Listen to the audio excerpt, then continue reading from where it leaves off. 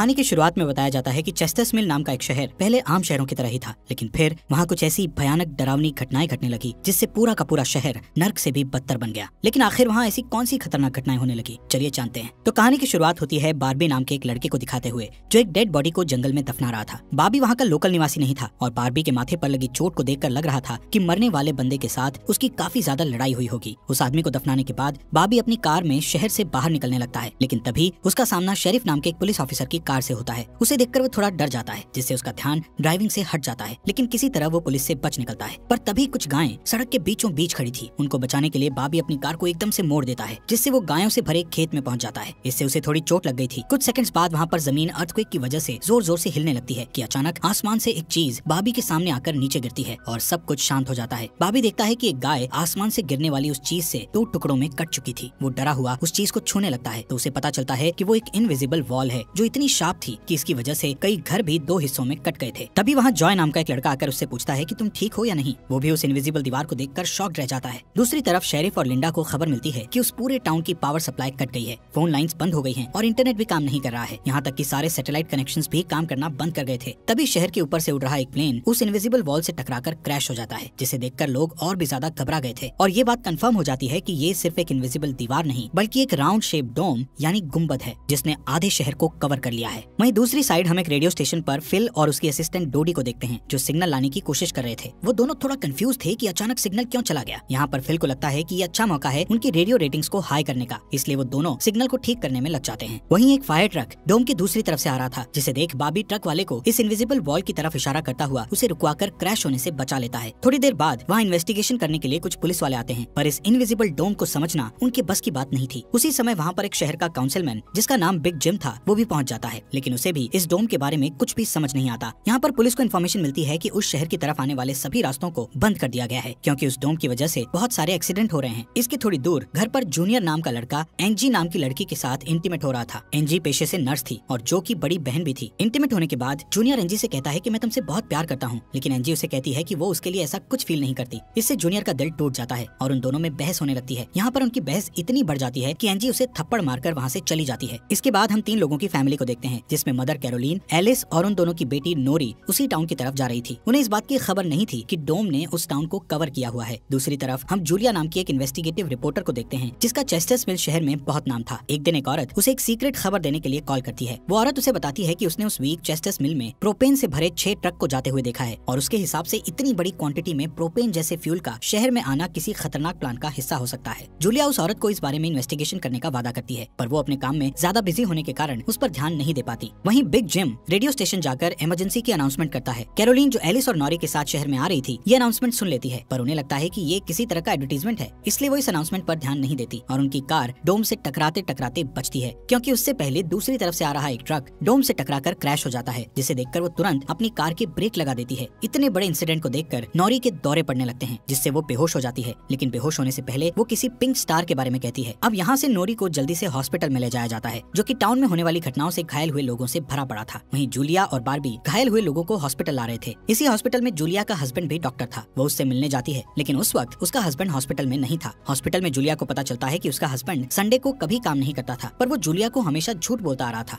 Hospital के बाहर हम बार्बी और एंजी को मिलते हुए देखते हैं। दोनों को साथ देखकर जूनियर के अंदर एक अलग सी जलन पैदा होती है। वहीं अब टाउन के बॉर्डर्स को सैनिकों द्वारा सील कर दिया जाता है। बहुत सारे साइंटिस्ट और एक्सपर्ट्स को भी इस अजीबोगरीब मुसीबत का असल कारण नहीं पता चलता, पर कुछ घंटों बाद बिग जिम प्रोपेन के बारे में बात करने के लिए शेरिफ से मिलता है। यहाँ पर उनकी बातों से हमें पता चलता है कि उनको इस डोम के बारे में पहले से थोड़ा बहुत पता था, पर वो इस पर खुलकर बात नहीं कर रहे थे। वहीं बार्बी को उस टाउन में एक दिन के लिए रुकना था, पर उसके पास ठहरने के लिए कोई जगह नहीं थी, इसलिए वो अपनी कार में ही रात बिताने का फैसला करता है। तभी जूनियर उसके पास आता है और उसे एंजी से दूर रहने को कहता है। धीरे धीरे उसकी बात धमकी में बदल जाती है। बार्बी हैरान होता है कि आखिर उसकी गलती क्या है। इसी बीच वहाँ जूलिया आ जाती है, जिससे वो झगड़ना बंद कर देते हैं। यहाँ से सीन शिफ्ट होता है और हम देखते हैं कि टाउन के ऐसे हालात से लापरवाह होकर एक जगह कुछ टीनेजर्स पार्टी कर रहे थे। इनमें जॉय भी था। जॉय एक लड़के से वहाँ के हालात पर बात करने लगता है, लेकिन अचानक जॉय को दौरा पड़ने लगता है और वो पिंक स्टार के बारे में बोलने लगता है, जैसे कि पहले नॉरी ने बोला था। वहीं जॉय की बहन एंजी घर पर अकेली होती है। तभी अचानक उसके घर में जूनियर घुसकर उसको किडनैप करके अपने फादर के टूटे फूटे शेल्टर में ले जाता है। यहाँ पर वो उसे बताता है कि मुझे पता है शहर को कवर किए इस डोम के बारे में। यहाँ पर एंजी को उससे ये भी पता चलता है कि बिग जिम ही जूनियर का फादर है। जूनियर एंजी को ये भी बताता है कि उसके फादर अपनी फैमिली की सुरक्षा को लेकर हमेशा चिंतित रहते थे, इसलिए उन्होंने फैमिली के लिए ये शेल्टर बनाया था। वहीं दूसरी साइड जूलिया बार्बी को अपने घर में ठहरने के लिए लाती है। तभी अचानक बाबी की नजर उसके हस्बैंड की फोटो पर पड़ती है और उसे रियलाइज होता है कि ये वही आदमी है जिसे उसने सुबह मारा था। दूसरी तरफ लिंडा और शेरिफ सभी व्हीकल्स पर नजर रख रहे थे ताकि कोई भी गलती से इस डोम से न टकरा जाए। तभी अचानक शेरिफ को अटैक आ जाता है और वो वहीं पर मर जाता है। अब यहाँ से हमें सुबह की घटना फ्लैशबैक में दिखाई जाती है, जहाँ बाबी टाउन में जूलिया के हस्बैंड जो डॉक्टर थे उनसे मिलने आया था। वो उनसे कुछ पेमेंट की बात करता है पर डॉक्टर उसे पेमेंट देने से इनकार कर देता है, जिस वजह से उन दोनों में झगड़ा हो जाता है और एक्सीडेंटली बाबी उसे गोली मार देता है। बाबी जानता था कि भले ही उसने उसे गलती से मारा है पर उसे इसकी सजा मिलेगी और इससे बचने के लिए उसने उसकी बॉडी को जंगल में दफना दिया। वहीं प्रेजेंट में सुबह उठकर बारबी देखता है कि उसके गले की चेन गायब है, तो वो जूलिया से इसके बारे में पूछता है। जूलिया उससे कहती है कि वो उसकी चेन को ढूंढकर उसे दे देगी, पर तभी बाबी को याद आता है कि वो चेन उस केबिन में ही गिर गया था जहाँ उसने उसके पति को मारा था। उधर जॉय अपने फ्रेंड बेन के साथ था जिसने पिछली रात सीजर के वक्त उसकी मदद की थी। बेन जॉय से पिंक स्टार के बारे में पूछता है जो उसने रात को दौरा पड़ते वक्त कहा था, लेकिन जॉय को उसके बारे में कुछ भी याद नहीं आ रहा था। वहीं रेडियो स्टेशन में डोडी एक स्पेशल डिवाइस की मदद से डोम के बाहर वाले लोगों से कांटेक्ट करने में सक्सेसफुल हो जाती है। वो सोल्जर्स को आपस में बात करते हुए सुन सकती थी पर वो उनसे कुछ नहीं कहती। वहाँ सोल्जर्स भी कंफ्यूज थे कि आखिर ये इनविजिबल वॉल क्या है। दूसरी तरफ बिग जिम रेस्टोरेंट में बैठा ब्रेकफास्ट कर रहा होता है कि लिंडा वहाँ आकर उसे शेरिफ के मरने की खबर सुनाती है, जिससे वो लोग तुरंत बंकर में डेड बॉडीज को दफनाने वाले के पास जाते हैं जिसका नाम लेस्टर था। उधर एंजी शेल्टर में किसी को मदद के लिए बुलाने की पूरी कोशिश करती है पर वो कामयाब नहीं होती। तभी जॉय वहाँ आता है और उसे चेन के जरिए बेड से बांध देता है। वहीं बिग जिम लेस्टर को अपने साथ लेकर आता है जो कि शेरिफ का ही दोस्त था। शेरिफ की मौत से वो बहुत दुखी और परेशान हो जाता है। जब लिंडा उनके आसपास नहीं होती तब वो और बिग जिम पिछले महीने होने वाले प्रोपेन के इंपोर्ट के बारे में बात करते हैं कि प्रोपेन के इंपोर्ट में उन तीनों का ही हाथ था और उन्होंने टाउन वालों से ये बात छुपाई थी। शेरिफ की मौत से ये कंफर्म हो गया था कि वो उनकी इन्वॉल्वमेंट के बारे में किसी को कुछ नहीं बता पाएगा, जो कि उनके लिए अच्छी खबर भी थी। उसी दिन बाद में लिंडा पुलिस स्टेशन आती है तो देखती है कि बिग जिम शेरिफ के ऑफिस में कुछ ढूंढ रहा है। लिंडा के पूछने पर जिम उसे कहता है कि वो वहाँ शेरिफ की वसीयत के पेपर्स ढूंढ रहा है, लेकिन असल में वो वहाँ प्रोपेन के इंपोर्ट से जुड़े पेपर्स को ढूंढने आया था जो उसे और लेस्टर को परेशानी में डाल सकते थे। वो तुरंत बाहर आकर शेरिफ को बताता है कि मुझे लगता है वो पेपर शेरिफ के घर में होंगे, जिन्हें लाने के लिए वो लेस्टर को तुरंत उसके घर भेजता है। इसी बीच जूलिया जल्दी से रेडियो स्टेशन पर डोडी के पास जाती है, जहाँ वो देखती है कि वो लोग डिवाइस के जरिए डोम के बाहर खड़े सैनिकों की बातचीत सुन सकते हैं। उनकी बात सुनने पर जूलिया को पता चलता है कि वो लोग जमीन खोदकर डोम को बाहर निकालने की कोशिश कर रहे हैं, पर वो इस काम में कामयाब नहीं हो पा रहे हैं। इसके बाद जूलिया रेडियो के जरिए पूरे टाउन में डोम वाली खबर को फैला देती है, जिससे लोगों में डर पैदा हो जाता है और लोग घबरा जाते हैं। वहीं जॉय और बेन बॉर्डर के पास साइंटिस्ट को अपना काम करते हुए देखते हैं। साइंटिस्ट ये देखते हैं कि डोम के ऊपर पानी का क्या असर होता है, पर उन्हें ज्यादा कुछ समझ नहीं आ रहा था, जिससे वो किसी नतीजे पर नहीं पहुंच पाते। वहीं जॉय देखता है कि ये डोम एक छलनी की तरह है। वो बेन से बताता है कि इस डोम में से बिल्कुल मामूली सा पानी आर पार जा सकता है।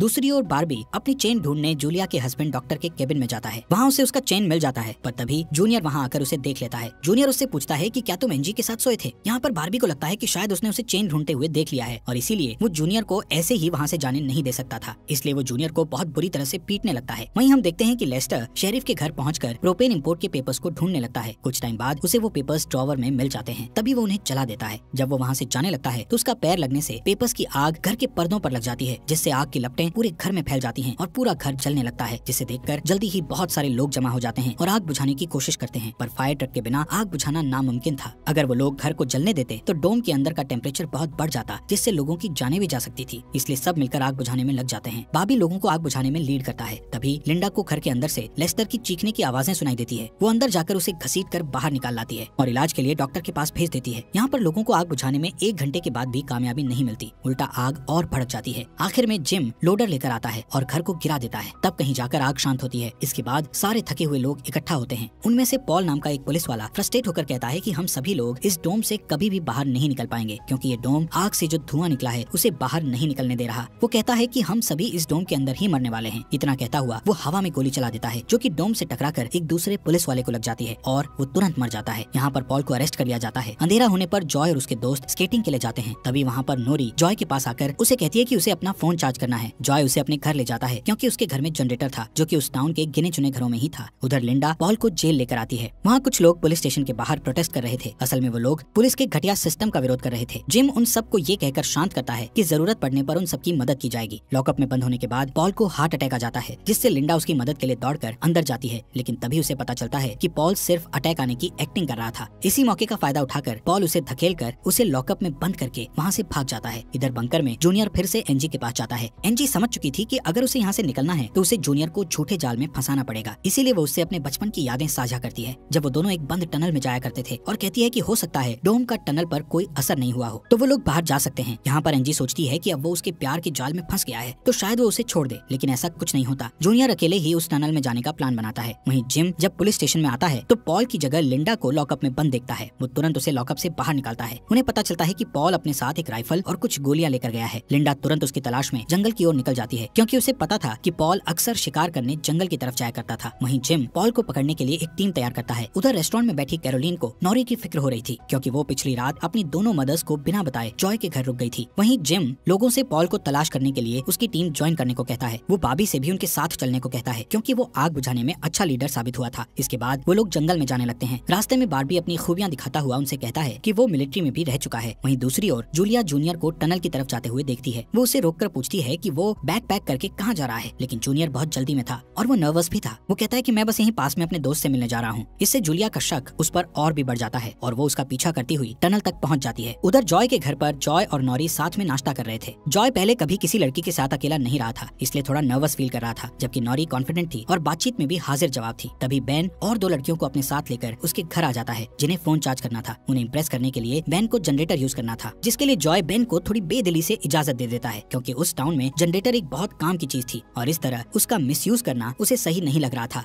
उधर जंगल में हम देखते हैं कि सर्च टीम पॉल को ढूंढ लेती है, पर उसी टाइम पॉल एक लड़के की टांग में गोली मार देता है। दूसरा लड़का भी उसे संभालने के लिए वहीं रुक जाता है, जबकि जिम और बार्बी पॉल के पीछे भागते हैं। दूसरी तरफ जूनियर टनल के आखिरी सिरे पर पहुंच जाता है, जहां पहुंचकर उसे पता चलता है कि डोम ने टनल को भी कवर किया हुआ है। वो दीवार के बिल्कुल करीब पहुंच जाते हैं, जिससे उसकी टॉर्च जलने लगती है। तभी जूलिया वहां आकर उसे वार्न करती है। जूलिया को देखकर जूनियर को बहुत गुस्सा आता है, क्योंकि वो उसका पीछा कर रही थी। इस बात से जूनियर पागलों की तरह उस इनविजिबल वॉल को मुक्के मारने लगता है, जिससे जूलिया उसे रोकती है। फिर दोनों बैठकर बात करने लगते हैं। जूलिया उसे बताती है कि अपने पास्ट में की गई एक गलती की वजह से वो जर्नलिस्ट की इस बेकार सी जॉब में फंस गई है। उधर जॉय का घर लोगों से भर जाता है, जो अपनी अपनी जरूरत के लिए उसके जनरेटर को यूज करने के लिए आए थे। एक बदमाश लड़का लोगों से जनरेटर यूज करने के बदले में पैसे वसूलने की कोशिश करता है, जो कि उसका था ही नहीं, लेकिन उसके खिलाफ बोलने की किसी में हिम्मत नहीं थी। ये देखकर नॉरी सब कुछ हैंडल करने के लिए आगे बढ़ती है, पर मामला और भी ज्यादा गर्म हो जाता है। लेकिन इससे पहले कि कुछ गलत होता तभी लाइट ही चली जाती है। नॉरी इस बात से बहुत खुश होती है कि जॉय ने उस बहस में उसका साथ दिया। वहीं जंगल में बाबी और जिम पॉल तक पहुंच जाते हैं, पर पॉल ने अपनी राइफल निकाल रखी थी, जिससे वो जिम को मारने ही वाला था कि तभी पीछे से लिंडा आकर उसे शूट कर देती है। दूसरी साइड कैरोलीन जॉय के घर जाकर अपनी बेटी नोरी से मिलती है। वो नोरी से कहती है कि उसे थोड़ा जिम्मेदार बनना चाहिए। उसकी डांट सुनकर जॉय और नोरी एक दूसरे का हाथ पकड़ लेते हैं, जिससे एक स्ट्रेंज स्पार्क पैदा होता है और उसी वक्त दोनों को दौरे पड़ने लगते हैं। वो दोनों एक साथ किसी पिंक स्टार के बारे में बात कर रहे थे। उधर जूनियर शेल्टर में एनजी के पास जाता है, लेकिन इस बार उसके हाथ में फर्स्ट एड किट थी। एनजी उसके जख्मों पर मरहम पट्टी करती है और चुपके से सीजर अपने पास रख लेती है। वहीं हम देखते हैं कि जूलिया और बार्बी दिन भर की थकान के बाद वापस घर लौटते हैं, लेकिन जूलिया जूनियर की बातें सुनने के बाद से ही बार्बी पर शक करने लगी थी और जब बार्बी नहाने जाता है तो